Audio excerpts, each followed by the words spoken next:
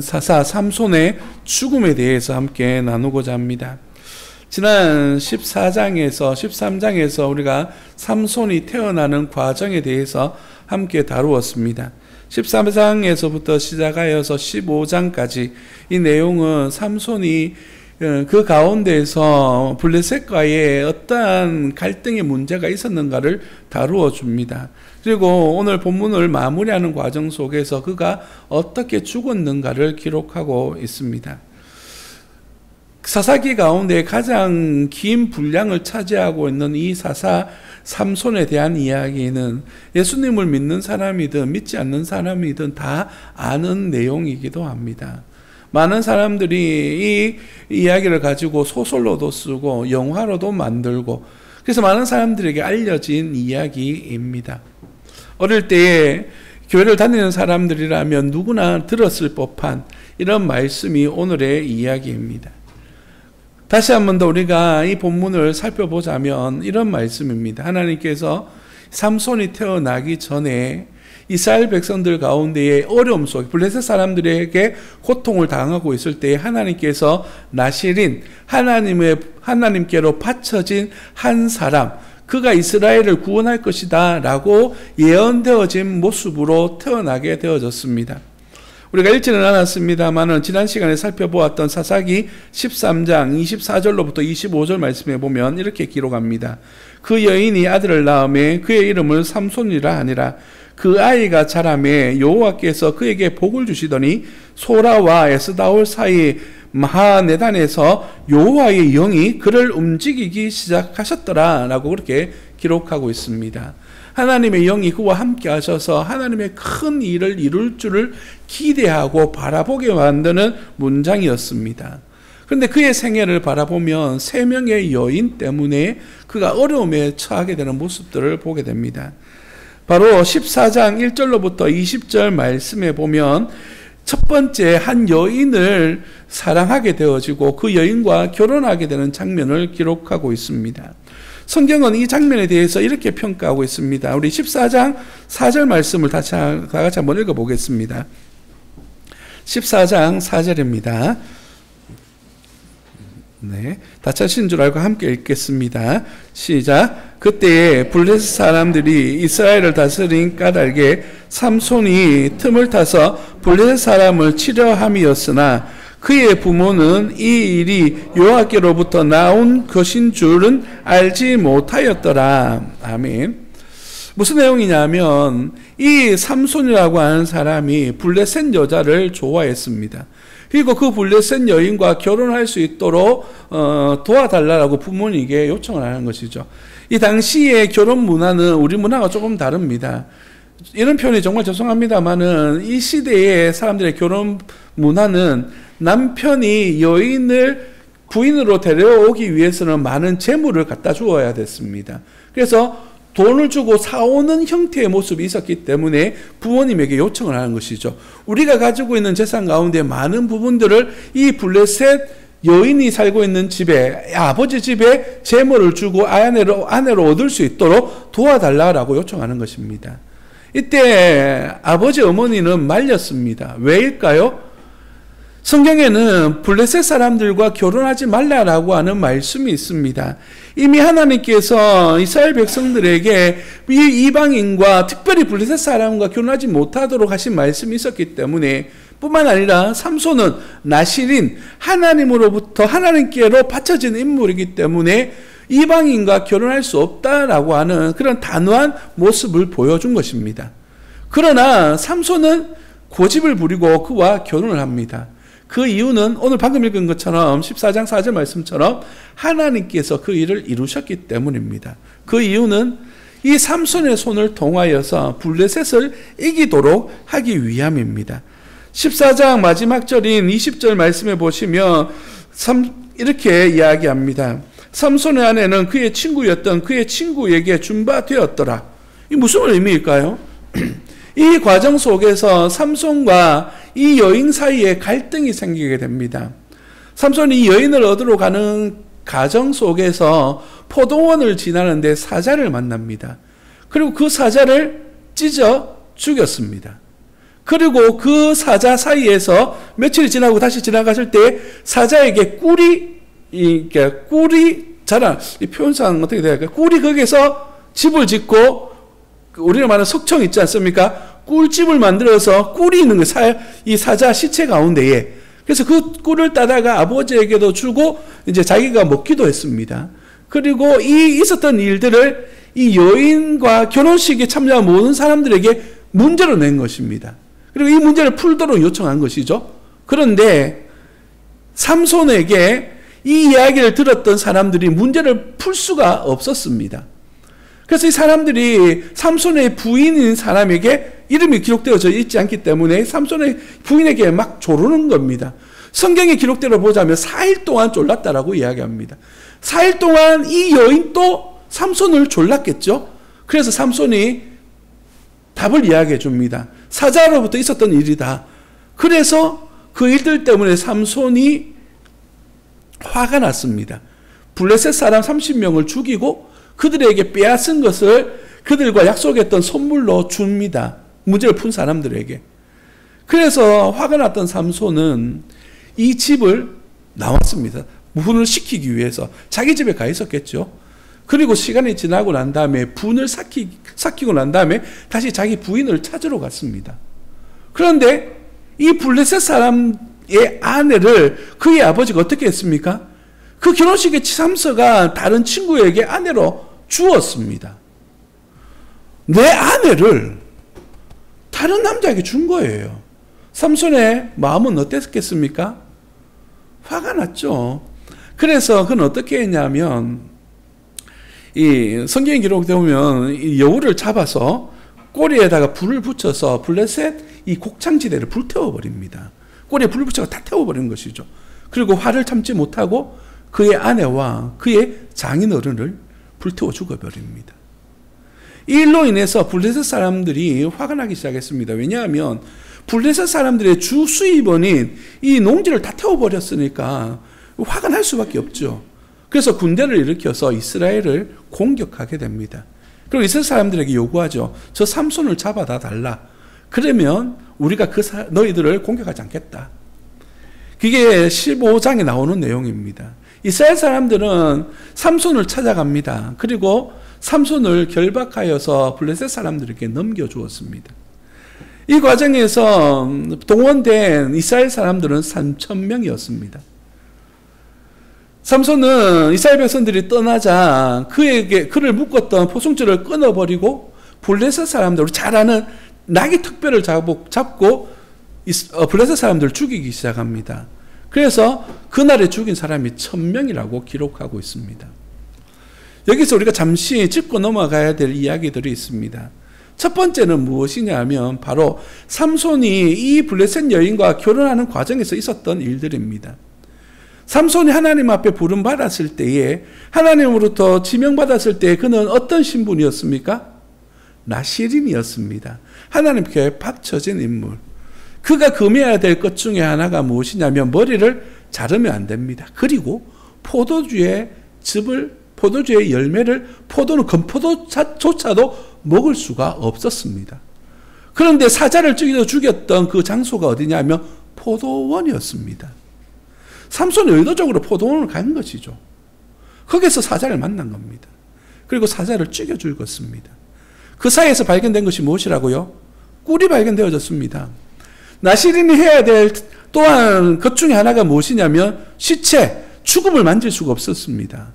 자기 가족의 죽음조차도 가까이 할 수 없는 그런 사람인데도 불구하고 죽은 사자 가운데에서 꿀을 건지기 위해서는 죽음을 만져야만 했습니다. 하나님의 말씀을 가볍게 여긴 것이죠. 뿐만 아닙니다. 삼손이 이 이스라엘 백성들 위하여서 전쟁을 치르지 않습니까? 1,000명이라고 하는 사람을 죽입니다. 그때 손에 들려졌던 것이 무엇입니까? 나귀 턱뼈입니다. 그것도 어디서 나오는 겁니까? 죽음에서 나오는 겁니다. 시체 가운데서 나오는 것이죠. 그가 이들 행하는 모든 과정 속에 하나님의 은혜, 하나님의 능력은 보이지 않습니다. 그저 하나님께서 이 삼손에게 주셨던 특별한 은혜, 그 힘을 이용하여서 이 일들을 행하고 있습니다. 이 이야기는요, 오늘 본문이 끝나는 그 순간까지 연결되어지게 됩니다. 하나님이 등장하지 않고요, 하나님의 역사가 나타나지 않습니다. 오직 삼손이 자기 분을 이기지 못하고 이루어가고 있는 장면들을 보여주는 것이죠. 여기서 또 하나 다른 측면에서 이야기를 해보자면, 삼손이 이 블레셋 사람을 죽인 숫자가 1000명이라고 말씀드렸습니다. 그런데 이스라엘 사람들이 삼손을 잡기 위해서 동원된 사람이 몇 명입니까? 3000명입니다. 그 말은 블레셋 사람들이 삼손을 요구할 때에 삼손 편에 서서 블레셋 사람들을 충분히 막을 수 있는 인원이 동원되어졌다는 의미입니다. 블레셋 사람들의 압제 속에서 자기들 위하여 희생하고 있었던 삼손을 위해 함께 동력에서 블레셋 사람들을 물리칠 수 있었고, 그리고 그 압제 속에서 자유로울 수 있는 기회를 스스로가 던져버린 것입니다. 왜가 이 부분을 이렇게 장황하게 설명하냐 하면, 그 시대의 이스라엘 사람들의 상황이 어떠했냐를 말씀드리고자 함입니다. 그들은 하나님을 찾는 일보다는 블레셋 사람들 사이에서 압제당하고 이렇게 어려운 가운데서 살아가는 것이 당연한 것처럼 여겨져 있었습니다. 자기네들을 구원하실 하나님 앞에 부르짖음도 없고 하나님을 의시함 또한 없습니다. 삼손은요, 그가 죽을 때까지 단 2번 기도합니다. 그 첫 번째 기도가 오늘 본문 말씀에 오늘 바로 앞에 나오는데요, 바로 이 15장에서 기록되어져요. 특별히 1000명을 죽이고 난 다음에 목이 말랐습니다. 그때 하나님 앞에 부르짖어 기도합니다. 본문 말씀에 보면 이렇게 이야기하고 있죠. 그가 소리 질러 이르되 라고 말하면 18절 말씀입니다. 15장 18절입니다. 삼손은 심히 목이 말라 여호와께 부르짖어 이르되 주께서 종의 손을 들어 이 큰 구원을 베푸셨사오니 내가 이제 목말라 죽어서 할례 받지 못한 자들의 손에 떨어지겠나이다 라고 그렇게 기도합니다. 하나님의 능력을 힘입고 그들을 승리를 이끌 때 하나님께 부르짖고 하나님의 인도하심을 받은 것이 아니라 다 전쟁을 치르고 나니까 목마른 거예요. 자기의 필요가 있으니까 하나님 앞에 부르짖고 있는 것이죠. 다시 다루겠습니다만 마지막에 삼손이 죽을 때도 마찬가지입니다. 머리가 자라고 그들 사이에서 조롱거리가 되고 난 다음에서야 하나님 내게 한 번만 더 힘을 주십시오. 그래서 나의 원수를 받게 해주세요 라고 그렇게 기도한 장면이 2번째 기도의 장면입니다. 이 시대가 얼마나 타락하고 악했는지, 하나님의 사람이라고 불림받았던 나실린이라고 말하는 이런 삼손조차도 하나님 앞에 부르짖는 장면, 자기의 어려움 외에는 부르짖지 않습니다. 성도 여러분, 여러분 어떻습니까? 여러분 어느 때에 하나님을 찾고 하나님을 부르짖고 있습니까? 평소에 하나님을 향한 간절한 소망으로 하나님 배 아래입니까? 하나님의 나라와 의를 위하여 하나님 앞에 부르짖고 있습니까? 혹시나 여러분에게 어려움이 닥칠 때, 아니 내게 힘겨움이 있을 때에만 하나님을 찾고 있지는 않습니까? 오늘 이 본문 말씀, 특별히 사사기 가운데에 마지막 사사라고 불려지는 이 사사 삼손의 이야기들 속에서 혹시나 나는 이러한 삼손과 같은 모습은 없는지 돌아보는 은혜가 있기를 예수님 이름으로 축복합니다. 2번째 여인은 16장 1절로부터 4절에 나오는 이야기입니다. 16장 1절에 보니까 삼손이 가사에 가서 거기서 한 기생을 보고 그에게로 들어갔더니 라고 말합니다. 떡 갔는데, 길을 가는데요, 눈에 아름다운 여인을 본 것 같습니다. 그리고 그를 따라갑니다.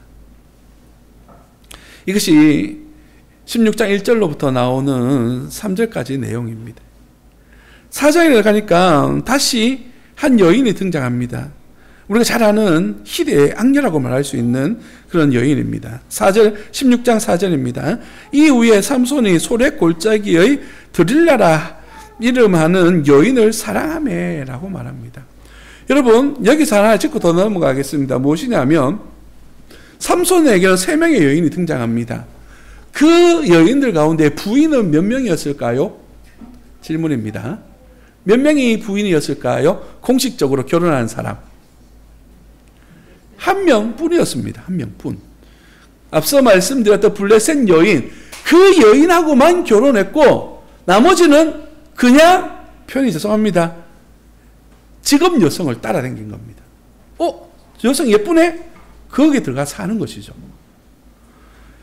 16장 1절부터 3절에 나오는 이 가사라고 하는 지방에서는요, 이 여인의 기생집에 들어가 있으니까 이 삼손을 잡아주려고 블레셋 사람들이 모여왔습니다.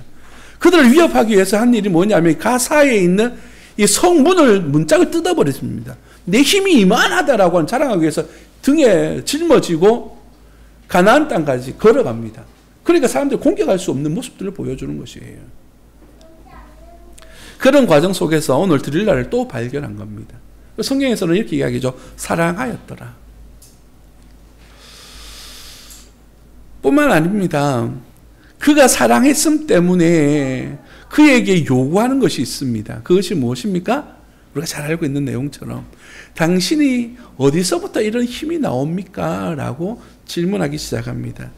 이 질문을 던진 이유는 16장 5절에서 이렇게 기록합니다. 블레셋 사람의 방백들이 그 여인에게로 올라와서 그에게 이르되 삼손을 깨워서 무엇으로 말미암아 그 큰 힘이 생기는지, 그리고 우리가 어떻게 하면 능히 그를 결박하여 굴복하게 할 수 있는지 알아보고 그가 그리하면 우리가 각각 은 1100개씩을 내게 주리라 라고 그렇게 말하고 있습니다. 이 여인을 찾아가서 우리 표현으로 딜을 하고 있습니다.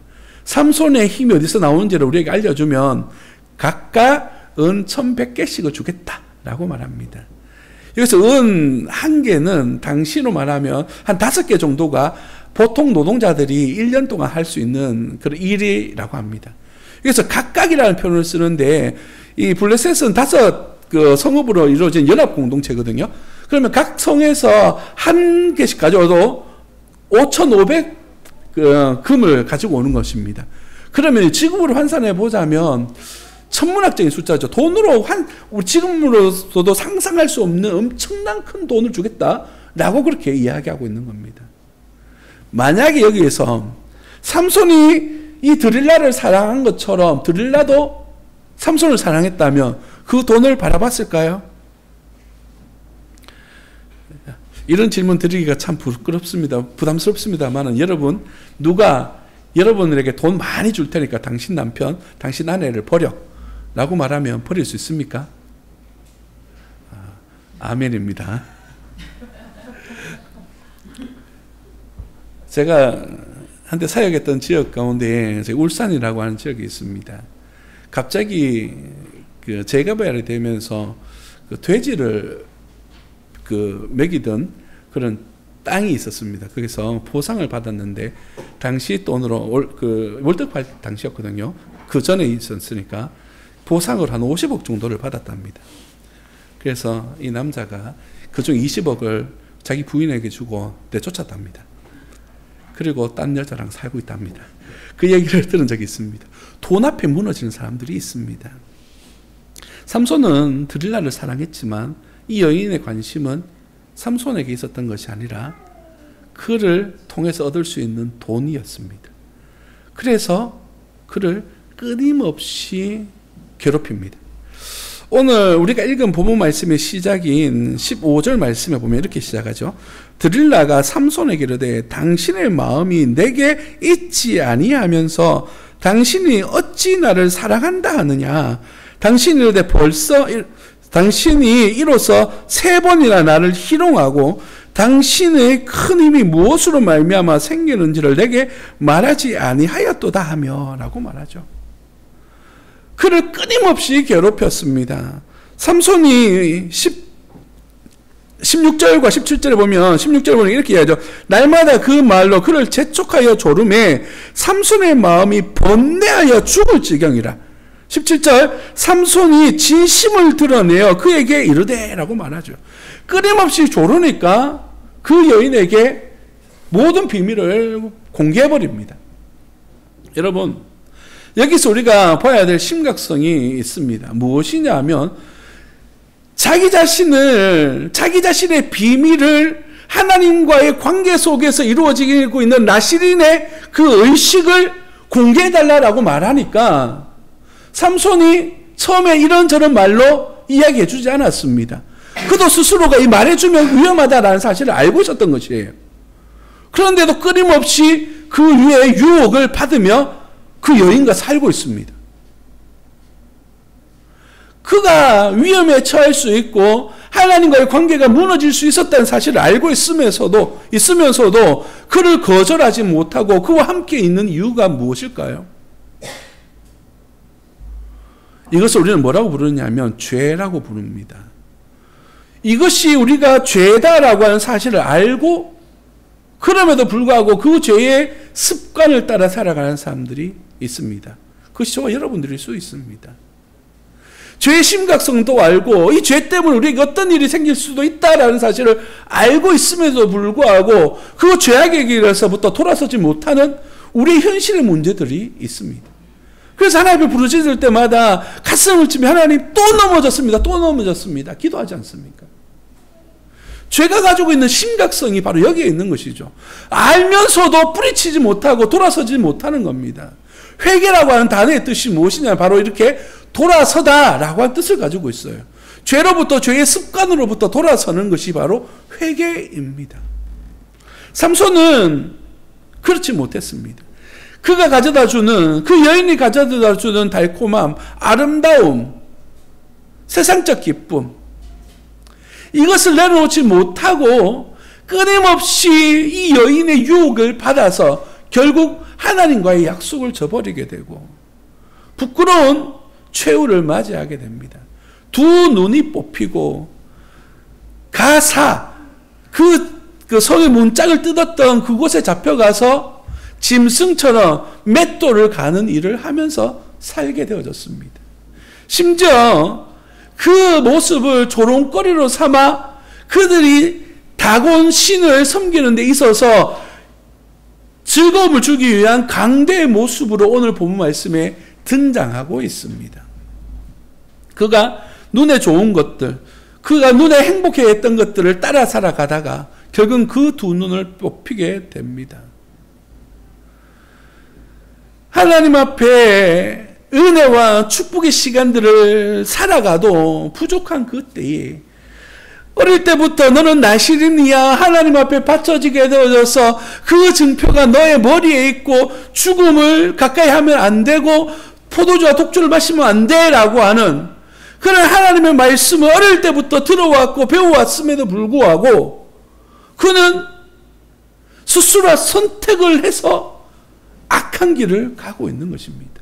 물론 4장 14절의 말씀, 14장 4절에 나온 말씀처럼 이 모든 일들 속에 하나님의 일하심이 있었습니다.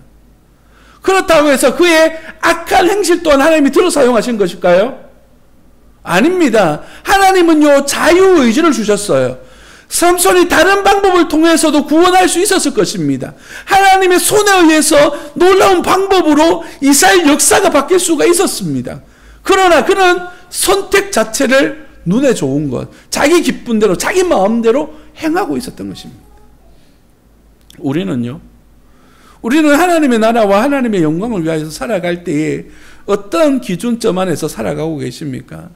하나님의 말씀과 하나님의 은혜를 소망하면서 살아가십니까? 아니면 여러분의 욕심, 여러분의 눈에, 여러분 마음속에 흡족한 것을 따라 살아가고 있습니까? 기분 좋으면 열심히 교회 다니고 마음에 불편한 부분들이 생겨나면 나 몰라라 하고 그러고 있지는 않습니까? 어떤 목사님이 이렇게 물어봤답니다. 당신 구원의 확신이 있습니까? 라고 질문했더니만 겨울에는 구원의 확신이 있는데 봄, 여름, 가을에는 구원의 확신이 없습니다. 이렇게 대답했답니다. 왜요? 겨울에는 아무 일도 하지 않으니까 새벽 기도도 가기도 하고 예배 생활도 열심히 하고 기도도 했답니다. 그런데 농사철이 되니까 나가서 밭에 나가서 일하고 피곤하니까 새벽 기도도 가지 않고 피곤하니까 수요 예배도 빠지고 그러다 기도 생활도 안 하게 되니까 그 마음속에 믿음이 약해지는 것 같았답니다.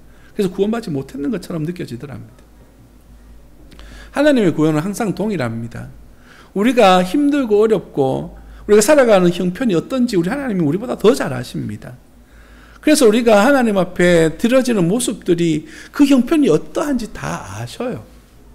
하나님께서 100%의 삶을 우리에게 요구하시는 것이 아니라 100%를 향하여 가는 우리의 믿음과 우리의 신앙을 요구하시는 것이에요. 삼손이 머리가 잘려서 하나님 앞에 하나님이 주신 그 능력을 잃어버린 것입니까? 그 머리카락은 그저 상징적인 것뿐입니다. 내가 하나님을 이렇게 믿고 의지하고 하나님 앞에 드려진 삶을 살고 있습니다 라고 하는 증거로서 그 머리를 자르지 않은 것뿐이었습니다. 그 머리카락의 능력이 있는 것이 아니에요. 그런데 우리는 마치 그 머리카락의 능력이 있는 것처럼 우리의 삶은 어쨌든 간에 지금 예배만 잘 섬사가면 되고 지금 이 시간에 어떻게 하나님을 바라보면 된다라고 하는 착각 속에 살아가는 것이에요. 우리의 일상이 하나님 앞에 어떻게 드려지고 있는가? 우리가 어떠한 마음으로 주님을 바라보고 예배하고 있는가? 이 예배를 위해서 우리가 어떻게 준비하며 이 과정 속에 어떻게 나아가고 있는가? 이것이 중요하다는 사실입니다. 삼손이 이러한 비참한 최후를 맞이하게 되는 이유는 하나님이 주신 은혜, 하나님이 주신 축복을 그가 스스로가 거절하고 자기 눈에 자기 행복을 따라 살아갔기 때문인 줄 믿습니다. 그러나 하나님께서는 그를 사용하시기를 원하셨습니다. 하나님의 놀라운 구원 계획 안에는 삼손의 그러한 모습 또한 하나님의 손에 있었습니다. 하나님의 손에 의해서 그가 쓰임받았다고 해서 그가 잘 살았느냐는 전혀 다른 문제입니다. 여기서 여러분 깨달음이 있기를 원하는 것은, 은혜가 있기를 원하는 것은 여러분이 지금 신앙생활을 하는 것이 다 하나님의 영광을 위해서 한다고 말할지라도 이것이 어쩌면 하나님 앞에 기쁨이나 영광이 아닐 수도 있다는 것입니다. 여러분 예배 자체를 이야기하는 것이 아니라 여러분의 삶을 이야기하는 겁니다. 여러분 모습 속에서 하나님이 원하시는 삶이다라고 오해하거나 착각할 수 있는 부분들이 있다는 것이에요. 그럼 어떻게 해야 됩니까? 사도행전 말씀처럼 날마다 이 말씀이 그런가 하여 상고하는, 하나님의 말씀을 묵상하고 하나님 앞에 기도하면서 내가 지금 잘 살고 있는가 질문하면서 오늘도 주님 앞에 기도하는 그런 하나님의 사람들이 되어지기를 예수님 이름으로 축복합니다. 그의 마지막과 최후를 오늘 본 말씀 31절은 이렇게 기록합니다. 그의 형제와 아버지의 온 집이 다 내려가서 그의 시체를 가지고 올라가서 소라와 에스다올 사이 그의 아버지 마노아의 장지에 장사하니라. 삼손이 이스라엘의 사사로 20년 동안 지냈더라. 이 31절에 두 가지를 이야기합니다. 첫 번째, 그럼에도 불구하고 그는 하나님의 손에서 붙들려 살아갔던 사사였다라고 기록합니다. 그래도 하나님께서는 인정해 주고 계시다는 것이에요. 두 번째는요, 이스라엘 사람들이 그를 자기 조상의 묘실에 묻었다라고 말합니다. 성경에서 기록되어지는 이 무덤에 들어간다라고 하는 것은 그가 명예를 회복했다라는 뜻을 의미합니다. 그들이 죄가 있거나 나병이 걸리면 자기 조상들의 무덤에 들어갈 수가 없었습니다. 그래서 자기 조상들의 무덤에 들어가는 것은 굉장히 중요한 명예로운 모습입니다. 이렇게 그의 명예가 회복되어졌음을 이야기합니다. 마지막에 하나님 앞에 기도하는 장면이 오늘 본문 말씀에 나오는데 28절 말씀입니다. 삼손이 여호와께 부르짖어 이르되 주 여호와여 구하옵나니 나를 생각하옵소서. 하나님이여 구하옵나니 이번에만 나를 강하게 하사 나의 두 눈을 뺀 블레셋 사람에게 원수를 단번에 갚게 하옵소서라고 그렇게 기도하고 있습니다. 그 두 번째 기도는 하나님 원수를 갚게 하옵소서. 어쩌면 자기 개인적인 기도일 줄 몰라도 내게 힘을 주시고 나를 다시 하나님의 일들을 할 수 있게 하시는 분은 오직 하나님밖에 없다는 사실을 마지막에 깨달은 것입니다. 그래서 하나님 앞에 부르짖는 것이죠. 하나님, 내게 한 번만 더 기회를 주십시오. 머리를 자라나면서 자기 스스로가 지금까지 거절해왔던 나시린의 모습을 회복하기를 원하고, 내가 마지막에 이 죽음 속에서라도 하나님의 일을 위해서라면 내가 헌신하겠습니다라고 하는 다짐을 보여주고 있는 것입니다. 하나님께서 그를 마지막 순간에 붙들어 주시고 사사로서의 역할, 이스라엘 백성들의 구원자로서의 역할을 할 수 있도록 은혜를 베풀어 주신 것입니다. 그래서 본문은 그가 죽을 때에 살았을 때에 죽였던 사람들보다 더 많았더라 라고 말씀하시면서 그의 명예를 회복시켜 주십니다. 성도 여러분, 말씀을 마무리합니다. 우리가 지금까지 어떻게 살아왔던지 그것은 중요하지 않습니다. 지금 이 시간, 이 순간 하나님 앞에 어떻게 살기를 다짐하고 계십니까? 여러분의 기도가 하나님을 향하여 더 간절한 기도로 다가서기를 예수님 이름으로 축복합니다. 그래서 하나님께서 우리를 보시고 평가하실 때 그래 착하고 충성된 종이다 인정받고 칭찬받는 하나님의 사람들이 되시기를 예수님 이름으로 축복합니다. 기도하겠습니다.